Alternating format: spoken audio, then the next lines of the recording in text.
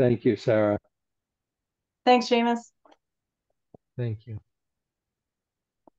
Okay, so I'm Sarah English. I'm an assistant professor in teaching stream CLTA here at University of Toronto, and I've had the pleasure of teaching in the Bachelor of Information program, in particular two courses that are focused on user experience design, which we just mentioned just a couple of minutes ago. So I have taught both INF 352, which is the How to Design Studio, as well as Designing Interactive Systems, which is a sort of follow-up course to the How to Design workshop. So one is in the fall, one is in the winter. So I just want to give you a little flavor of what we do in this particular course. Obviously, this is just one course of many courses in the BI, but hopefully it gives you a sense of the type of work that we do. So in this course, or these two courses, because again, they're sort of a pair, we introduce students to the process, activities, deliverables used when designing digital products.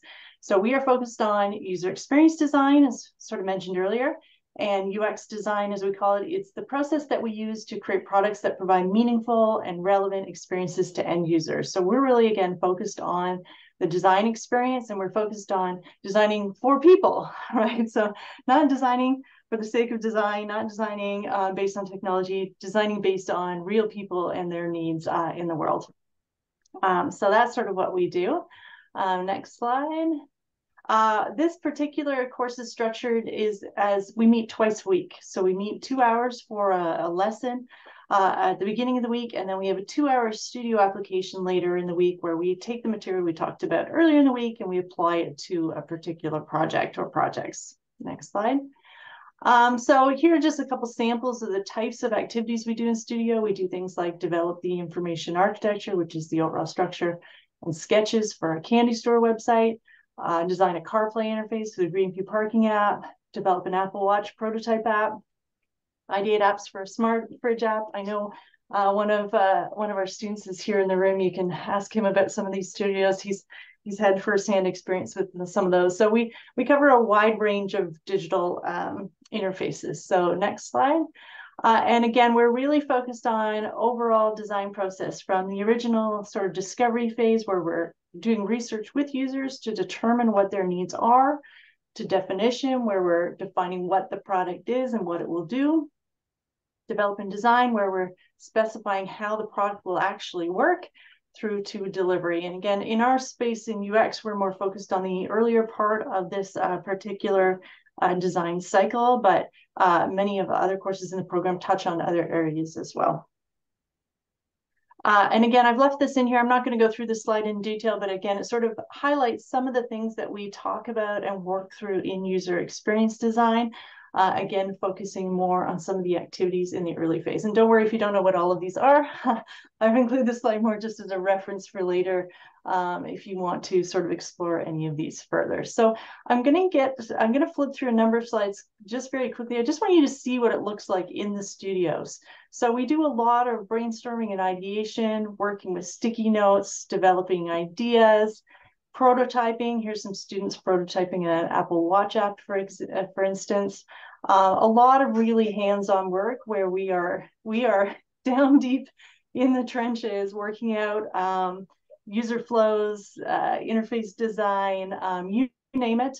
They're very, very active, very, very hands-on.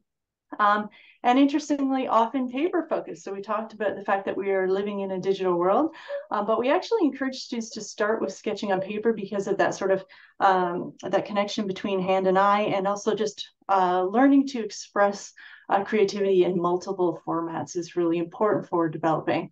After sketches, we usually move into software where we lay out what screens for different apps or systems might look like. These are called wireframe prototypes as an example. After wireframing, on the next slide, we move towards creative direction. What are the colors, fonts, typography that we're going to use to apply to this particular product? And then we apply that to the wireframes to end up with a resulting mock-up. So again, we take students right through from the initial idea for a product through to mock-ups. Development happens in other classes because we are a design class. This is sort of the end of our process. And I think there's just one more example here again of that wireframe, black and white line drawings of interfaces through to the next screen, which is creative. typography, colors, and then again through to mock-ups. So again, we get quite far with students in a pretty short period of time. These students are ready to jump in and be active. I think on the next slide, I've listed a few sort of, oh, one more example there, sorry. Can't stop with those examples. A few characteristics of the folks who really sort of thrive in our program. They're curious people who are interested in lifelong learning. They have empathy for people because we are designing for people. They have an ability to listen and adapt and be flexible. They are often determined. Design is a practice. It involves like literally practice and a lot of work, a lot of sketching, a lot of iterations, a lot of improvements, revisions. And so being sort of having some of that stick-to-itiveness is kind of important. Some comfort with ambiguity, because this is a space, design is a space where you'll never know if you've gotten it right. There is no getting it right. There's only right for a particular context at a particular time for a particular product. So having some comfort with ambiguity can be important. Communication skills, huge. And then of course, just willingness to jump in and try new things and break a few things along the way as part of the learning process. So that gives hopefully a little sense of like what our course in particular is all about, and I'm happy to answer some questions at the end if you have any. Thank you. Thanks, Sarah. We have Jason now. He's one of our second-year students. He is not feeling great, but I think he's here online today, and he's just going to talk about from a student perspective why he decided to join the BI program. Are you there, Jason? Hi there. Hi. Can you guys hear me? Yep. Awesome. Just to piggyback quickly on what Sarah was talking about with the design courses, the studios were a lot of fun. It's like one of the few times in the week where we got to like apply what we've learned hands-on. Everyone looked forward to the studios. It's just a couple hours of just fun, little prompts. But about why I chose the BI, there's like a few options why I chose the BI, but I guess the main one was that in my old program, there wasn't really a lot of room for critical thinking. It was a lot of like, okay, you've learned this, now do this. You learned this, now do this. Do this assignment, do this final, do this midterm, stuff like that. So the BI being a program that requires you to, think critically about information, how it plays with like the intersection between technology and society, while still learning like hard skills through the studio courses. Like as Seamus mentioned, we learned R, we learned Python. Sarah mentioned you learned fundamentals of UX design. Just being able to learn these hard skills alongside taking courses that like make you think critically and make you adopt perspectives that you've never like seen before. It really spoke to me. In addition, I am really personally as a student, I'm really interested in the fields of data science and user experience design, and the BI allowed me to explore these two fields simultaneously. And lastly, Seamus spoke to this a little bit earlier about how each cohort is on like the smaller side, and that also like spoke to me because I've had experience with smaller size cohorts, and there's just a lot more room for genuine connection between your peers as well as your instructors. Personally speaking, my instructors, they've always been like really caring. They really look out for you. You ask them anything, they'll answer to the best they can. I have a great relationship with my peers. We always like spend time working together on assignments. We kind of like push ourselves to be better in that sense as well. And that's pretty much those like three points are why I chose the BI. But I'm happy to like, if anyone has any questions afterwards, I'd be happy to answer more. Awesome. Thanks so much, Jason. So my name is Lindsay, and I'm actually an advisor as well. I work with the BI students primarily from admissions to graduation. So I'm just going to very briefly talk about admissions, as you might be dealing with students who are different journeys in their academic career right now. This is just an example of where our current students have come from previously. So what they were taking before. We often get the question, oh, I don't have a tech background, or I don't know anything about coding, or I haven't written an essay in a really long time. We get like the gamut of students, right, who apply. And being an interdisciplinary program, there's always some trepidation about will they be able to succeed in our program. And now we can say with some confidence, as it's been a few years, that students from all paths have been able to do very well and thrive in the program. Students who need that additional boost up in some of the more technical skills are given the opportunity to do so when they start the program, along with students who come from a more technical background, and the critical side might be more of a challenge to them, like the essay writing and things. We have tech tutors here, we have in-house writing tutors, so there's lots of ways for different people to do very well, and that's one of the things that kind of make the program special, that in the class when they're doing the assignments with Sarah, and as Jason alluded to, that creativity and innovation that comes from working with students from different backgrounds and different skill sets has proven to be something really special about the faculty, and something that the BI students have really commented on that means something to them. So in terms of the admissions process, so our application's open.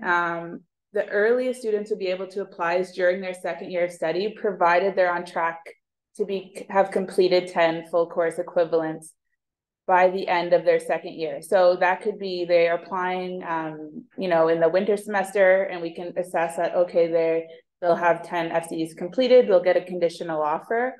There's cases where maybe a student has fumbled a little bit and they've maybe had a failure because they're not in the right program. So maybe they have to pick up that 10th course in the summer prior to joining. That's something that we'll also consider with a conditional offer. So say a student has 9.5 credits. Well, we only admit in the fall, so we wouldn't want them to have to wait a whole other year to apply. So we would encourage them, if they really do want to be admitted for the upcoming year, to take a summer course to get that 10 FCE. So we don't transfer the credits over to the BI, but we just have to make sure that those have all been completed. They'll complete 11 credits with us and get their Bachelor of Information, which is equivalent to a 4-year undergrad degree. Students have that question too. That's part of the reason that we have to verify the completion of the 10 credits. 4.0 FCEs at 200 level and above, because again, when they join us, they're a senior level student, all the courses will be 300 and 400 level. So we have to see the trajectory up. The minimum average GPA is 70%.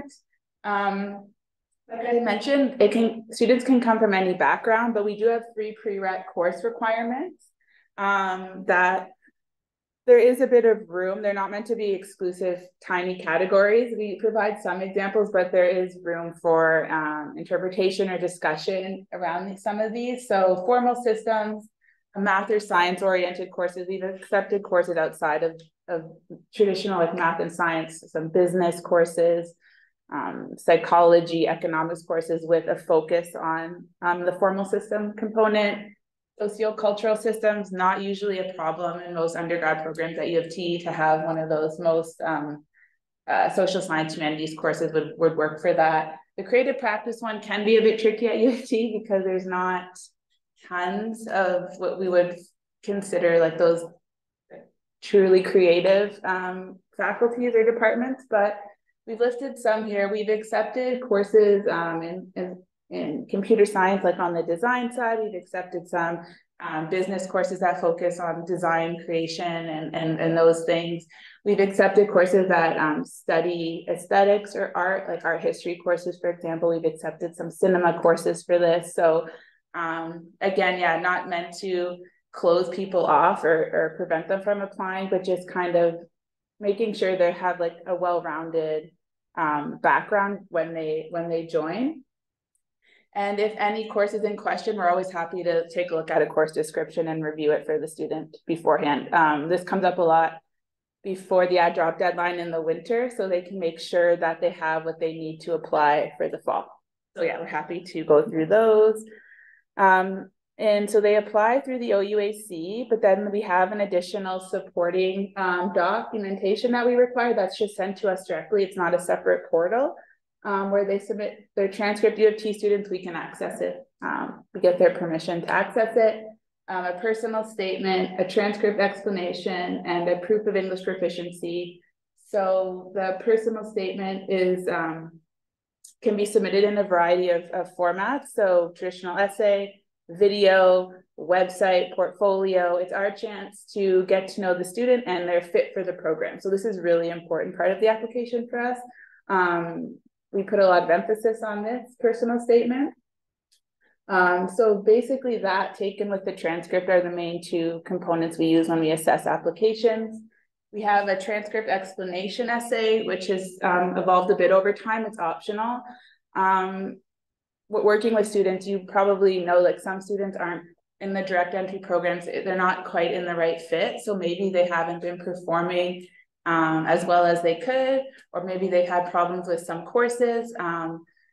We've often had students want to kind of explain maybe a rough semester or a fail that they had to retake a course. So we provide the option that they can just submit a really brief statement about their transcript if they want to.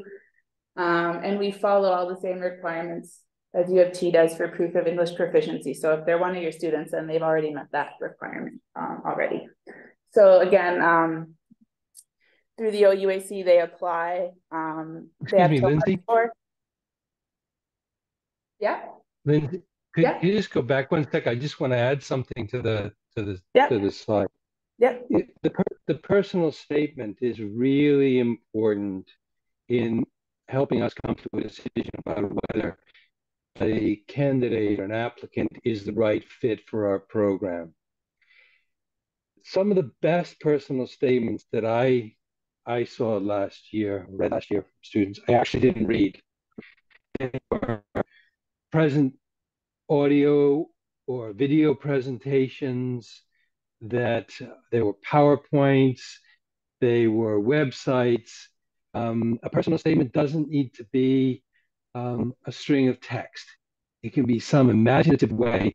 You tell us something about yourself, why you think you're a good fit for the program, that resonates with us. Sarah was talking about design. A text is not always the best way to convey something. An audio, set of images, a little bit of text, that can be extremely powerful.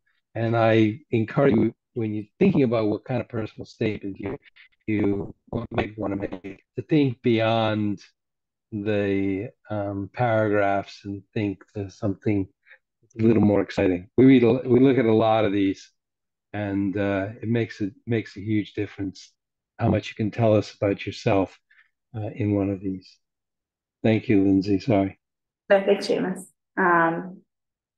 Yeah, so I'll continue with the application is open through the OUAC now, so they would apply the same way as they apply to through different application, depending on where they're coming from. There's an internal one for U of T, which we have the link for on our admissions page, but it's through the OUAC. Our application deadline is on March 4th. It's a bit earlier this year.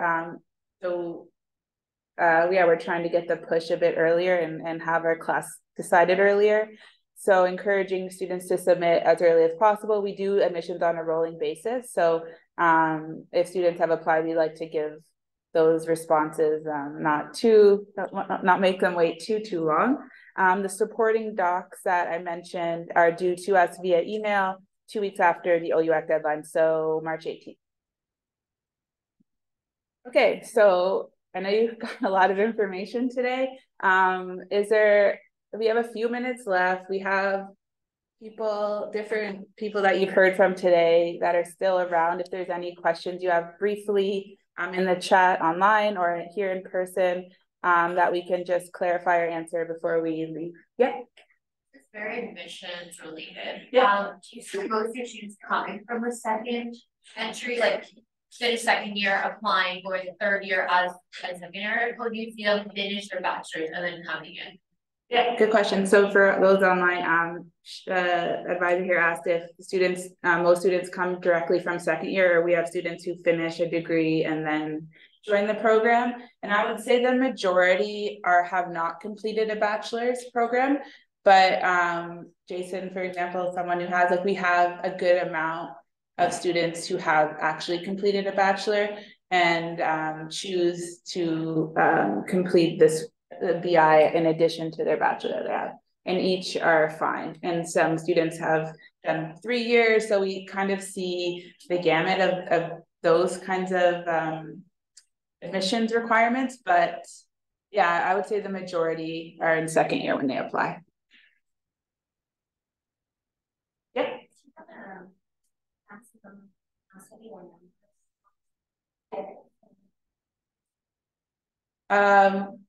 So we've kept it small, like with the intent of growing, but what the faculty have been working on is to keep it into small sections of courses. So we've been working with between 25 and 40 so far. Our goal is this year to expand a bit as the word gets out and we can grow at like a safe pace. And we do hope, but the sections would still be small, but we do hope to increase. But we don't have necessarily like a fixed number. It depends on the applicant pool too. So you don't transfer the 10 SCBs, no. But they start the GPA.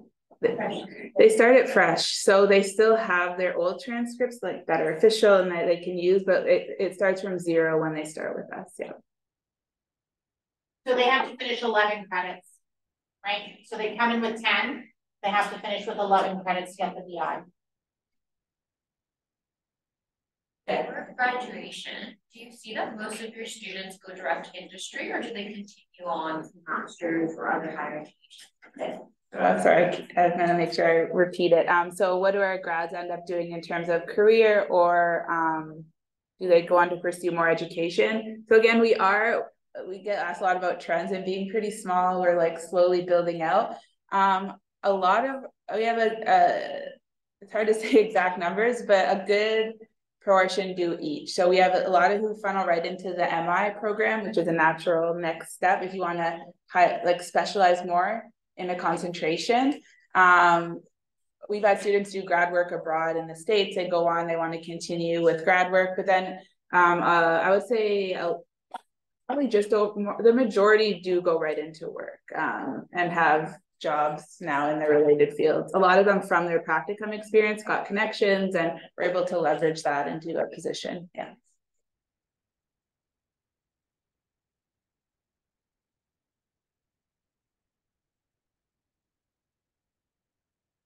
Like, let's say like this year's cycle, if the student was interested, you have like fairs or things that you do like to promote it, because oftentimes when you promote it as advising, they're like, we like go talk with your usually that's a difficult barrier for them to kind of reach out. So if there's something that we can like say like, oh, they're doing this for coming like winter, January term, like it's easier for us to kind of get students there. Yeah, so how to connect with us for our admissions and recruitment events. So we do host those. I guess there's not like a central place at U of T to reach out to. We can send those to the interested advisors, keep them up to speed on what we're doing. We have an admissions and events page on our website. So for example, November 18th, we're doing an information day here, and that's to correspond with the open house fall campus day. So we will be doing a session for BIs, and we really encourage people to attend. That's in person. We host monthly webinars, admissions webinars with me. So any student who wants to come and learn more about more like the nitty-gritty with the admissions application. We also are bookable for one-on-one appointments with an admissions advisor to talk about the application. So there's lots of different ways to connect with our team. We'll be hosting an info day as well in the new year in January too. So 2 big in-person events and then supplemented by regular online events. When I send out the recording and the PowerPoint for this, I can send out like a brochure, like a flyer that has. That'd be great, because then we can share it with our team. That would be great. So like people getting with the advisory. So and you can email undergradadmissions.highschool@utoronto.ca. UG admissions. Yeah. So for those online, we can send some promotional brochures that Andrea has created, so you can share with your teams to be up to speed on what's coming up in terms of our admission and recruitment events.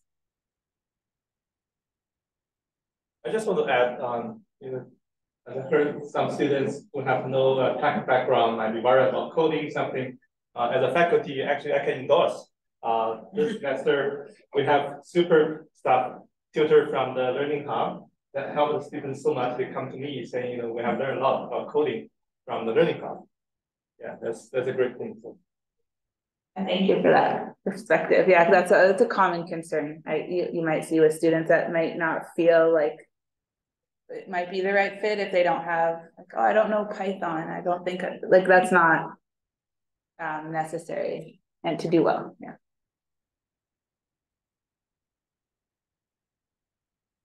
Okay, I think that's pretty. Andrea, can I add something quick here? Sure, go ahead, Mayor.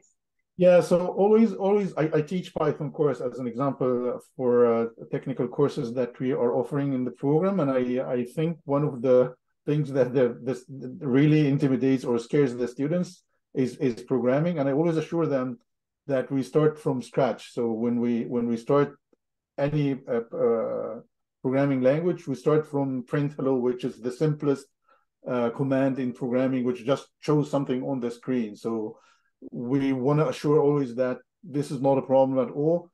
We start from the very beginning in programming, and we also allow those that have some previous programming experience to work on, separate or other